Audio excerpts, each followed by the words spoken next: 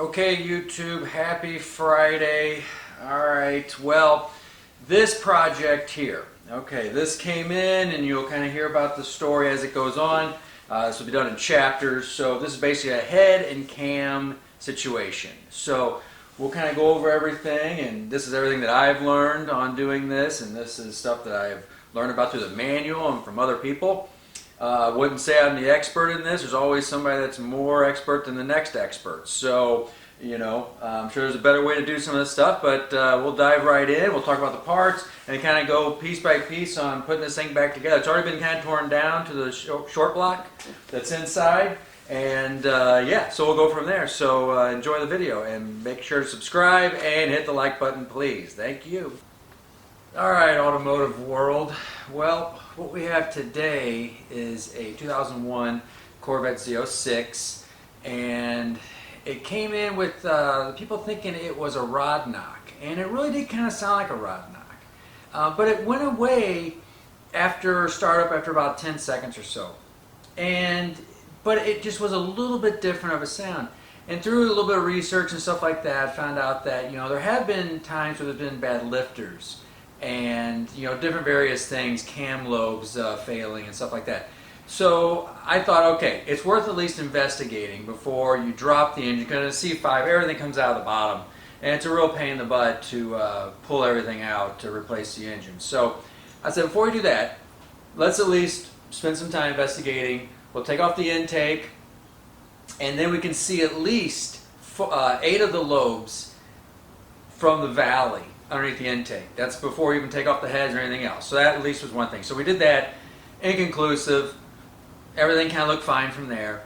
And then the next step was, let's check the rockers, bent push rods, anything like that. All that kind of checked out fine. So, all right, well, let's go a little deeper. Let's take the cylinder heads off, because that's how you can get to the lifters and inspect those really closely and see all of the lobes, because the lifters are underneath the cylinder heads. Anyway, so took all that out. And on like the last lifter that I pulled out, sure enough, it showed that it had a bunch of chips taken out of it. And I'll bring that over here, and you can see, hopefully you can see in there if it focuses on it, but this lifter here has these gouges in it right there. And what was happening was, on the lobe on the cam, it looked fine. And then it showed that there was someplace on here, I think I could have found it, probably should have marked it. Someplace there's a bad lobe. Yeah. So right here, it like took off almost like the veneer. So it's like the heat treating came off. Like it wasn't heat treated correctly or something, but it basically just took off a square section of like the top coating of the cam. And so as this was riding, it was just flaking it off, and it's not, I was kind of almost hoping it was a little more damaged, because it was a pretty loud knock. So, basically I think what was happening was it was going away as oil was getting coated on it. The sound was kind of going away from the little bump that would be right here. So anyway, so that was good to discover. So obviously it's a bad cam and a bad lifter. Now, as most car people know, you could go one route and just replace a stock cam and one lifter, but who's going to do that? If one lifter's bad, or the cam lobe is bad, it's hard to tell at this point which one was first. It's just better to go ahead and replace all of them. So as you see, all these parts right here, and you just say while you're in there, let's just replace everything that we can get to, because better to do it now than have to do it later. This car has 80-something thousand miles on it. LS motors last a real long time. But like I said, you're in there, so let's make it a little more performance, while we're at it. So anyway, so we'll kind of talk about some of the parts that we got to put this project back together. And we'll kind of start right here with the main part was cam. And I get most of my cams always from Cam Motion. They can do custom cams. And this is an off-the-shelf LS1 LS6 cam. And this is one, because the key thing for me was, I've had LS engines that were just miserable on the street. They're made for the racetrack. Well, this particular one that was built and before, and it was just terrible to drive around. So on this car here, it's like, let's just get a little extra performance out of it, you know, 25 horsepower, something like that. AC works, no surging, no bucking, just good drivability. You know, maybe a little bit of an idle just to like make it sound fun, because this does have stainless billy boat full length headers and bullet mufflers on the back and everything. So it's all stainless all the way back. So it already has a good exhaust system on it. Figure we're going to keep the same LS6 intake because we don't want to get too crazy here. So good cam for that. This was a 598 lift cam. LSA is like 116 and duration's like 212, and which should lend to, you can take it to an ice cream, and if you really want to, you can take it to the track too and do some lap times. So then we got, while we're there, new push rods, a little bit bigger push rods, chromoly. Must go ahead with, did the 660 new springs from Cam Motion with the titanium retainers. Because then that comes to the next question though. Okay, well you're doing new valve springs, what do you do about the heads? Well, thinking about the cylinder heads, it was like, alright, the cylinder heads are, you know, the factory 243 LS6 cylinder heads. And let's pause for a second here while I go get the cylinder head. Alright, so here we are, we're back. So here's the cylinder head that came off of it. The typical look, you got to clean it all up because this has 2001, he was still using the graphite head gasket before they went to the multi-layer steel. So you got to clean all this off, and it's like, well, you did all this work.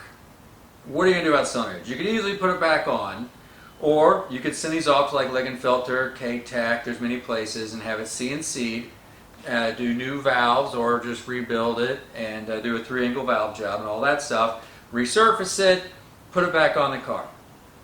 So, and you know, get some more horsepower again out of it, you know, maybe 20 more horsepower.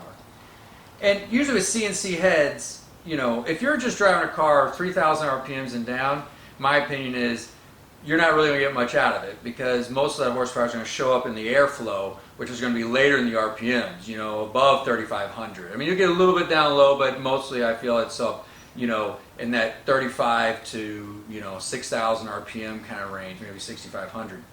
So that's the next question. It's like, well, you're doing all this stuff. You got the cam, you got the headers, you know, all these parts, but what to do about the heads? And that still hasn't been decided yet. I mean, to me, I feel like I'll probably go ahead and send them up, but you're looking at another, well, it's another $1,500. By the time, you know, you pick all the options, you know, it's going to be, all right, well, while we're there, let's do stainless valves. Let's do some, you know, combustion chamber smoothing, and let's CNC port it and everything. So, and you got to ship it to them. You know, shipping is expensive, so you got to think about all that stuff. So you're looking at $1,500, maybe $1,600. You could probably get something for $1,300.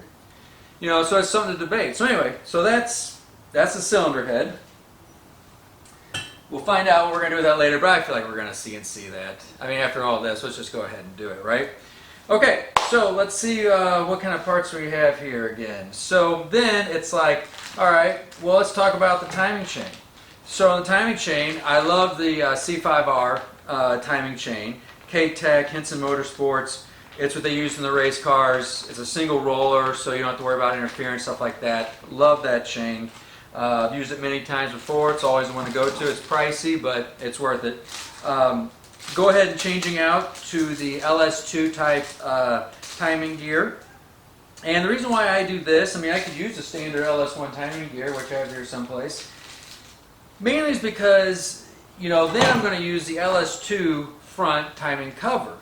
And the old timing cover doesn't have the front cam sensor, because even on this one the cam sensor's in the back just like a normal LS1, LS6. In the LS2 motors, the cam sensor came to the front, and then it has this big long embossing that actually makes the timing go of the cam. And the only reason I like to do that is because who knows what's going to happen down the road. Maybe something happens with that rear sensor and it's acting up and it's a real pain to get to. So you can just switch out the harness and then plug in and start using the front one. So I definitely like having that option. It doesn't really cost much more. I mean, not really. I was getting a new front cover anyway. So it's just good to have. So really, all of this will be like this, and it's just going to really sit there. Nothing's going to happen. It's just going to sit there until that time comes. If I say, hey, maybe this engine's going in something else, maybe that rear one failed, And then we'll just plug in here, and then we can read the cam timing off the front of the engine. You just never know what will happen. So that's the timing gear, chain, timing cover. Also, chain guide. The LS1, LS6, and I have a chain guide, but TrickFlow makes this adapter set, which you bolt up to the block, existing holes that are there. You don't have to drill anything, which is very nice. And then this will give you the LS2, chain guides on the side, so you don't get that whipping of the chain. I think that's a great upgrade to do. Always do a new cam thrust plate, because you don't want to reuse the old one, because there's a very critical gasket here on the back, this orange gasket, that, and lube that up before you put it on. New cam bolts. Always get new cam bolts. Even sometimes a locking plate. I've had engines before where someone put in the cam, did not put Loctite on these bolts. The bolts really quickly will back off. The cam will walk. You'll get all kinds of crazy, error codes, because now the cam sensor can't pick up, the reading on the back of the cam. Very critical to put the Loctite on those, and or get the lock plate for the bolts themselves. So we have that. Standard stuff like the head bolts, ARP. Always using the ARP bolts. You got all this stuff pretty much from Summit, Rock Auto for a lot of the basic stuff like the water pump. Make sure to get the right bolt set. I actually made a mistake. Got the ARP bolt set for the 2004 and up LS motors because they're the shorter bolts, and the LS 97 to 04 or 03 has a lot longer bolts. So I made that mistake, so that'll have to go on the shelf for another project some other day. What else? We have the Power Bond harmonic balancer. I think it's a good alternative from going to like some of the real expensive ones. Better than the factory ones, because factory ones have been known to just go bad. So I said, you know what, this is kind of a pain to get off, so let's go ahead and redo that at that time. And you can key, these just kind of get pressed on, and there's no keying or anything like that, which people with LSs sometimes in the beginning aren't used to that, because the old small block Chevys, there was exactly a keyway. There's a keyway in this, so you can actually drill and put a little key in there. It's more of a dowel, really. Just drill a hole and put this metal dowel in. And if you're boosting or doing a lot of high performance stuff, that'd be a good thing to do. But I think on this motor we're just going to press it on just like the factory one does. So even though you see this keyway, it's not going to really apply. Once again, while we're in there, new knock sensors, because that's deep underneath the valley. So we want to do that. K-Tech, always put this on. K-Tech high flow oil pump. It's all blueprinted and CNC'd out. So K-Tech does a great pump like that. Cam and lifter insulation fluid, or the grease, assembly grease. Always put that on stuff, because with that startup you want to get things lubed up very quickly. Power steering pump. It's kind of a pain to get to. Let me show you here. Here's the power steering pump, still on the assembly. Whoa, dripping a little bit there. This one's so much better. This is the metal one. It's a GM one. I think this is out of an LS2 something or other. But this one will allow you to get to those bolts without trying to finagle back here. So I always switch out to the steel one. And this is like a fiberglass one. So I always do this. Go to that pump. And that. Alright, so we have that. Once again, while you're in there, high pressure power steering line. Go ahead and want to do that. ARP harmonic balancer bolt. The other reason why I like these bolts is that they're not, you don't have to worry about, the degrees and clocking the bolts after you torque it, the torque to yield. These are like old school, torque them and then, move on to your next bolt. So I really like that. Obviously new radiator hoses here. Lifter trays, this is where the lifters are going to go. So they're just going to go down in here, and that's how your lifters are going to be in your engine. The old ones are plastic. They've been around for a long time. These are cheap. Might as well get them. Once again, belt tensioners, bearings, all the gaskets that you would normally have. One to take note of is the head gaskets. Head gaskets are really expensive, and these are the multi-layer steel gaskets. This is a GM one, and they're kind of pricey, but it gets really confusing because there's lots of different ones and they're squash thickness. Like this is a 051 squash thickness, which is factory. And there's all these different bores. This is a 3.910 bore. So this is a factory gasket. So there's a lot out there, a lot of brands and a lot of everything, you know, so you really got to make sure, are you getting too thick of a gasket? Maybe you do want a thicker gasket to lower your compression, you know, or you want a thinner gasket to try to up your compression just a little bit. So read twice, kind of like they say, you know, measure twice, cut once, you know, read a few times. I made many mistakes myself on different things. So, but on head gaskets, it's definitely one of those ones, and especially because they're expensive. This was like $75 a gasket, so you're spending a lot of money there. So, and it's good to get a good head gasket. Got all new gaskets for everything, of course, you know, and then hopefully all this goes back together just fine. You get a new radiator, you know, you name it, you know, you're in there, you know, let's just do it. So I'll take the camera, I'll show you a quick little look, see where we're at with the engine. All right, well here we are, and as you can kind of see here, already been cleaned up. The cylinder block has been cleaned off of that, you know, gasket material, cleaned off the top of all the pistons and everything, and got the, you know, the front end stripped down, pretty much ready to go back together. You can see the headers down in there. Yeah, just the condenser can stay.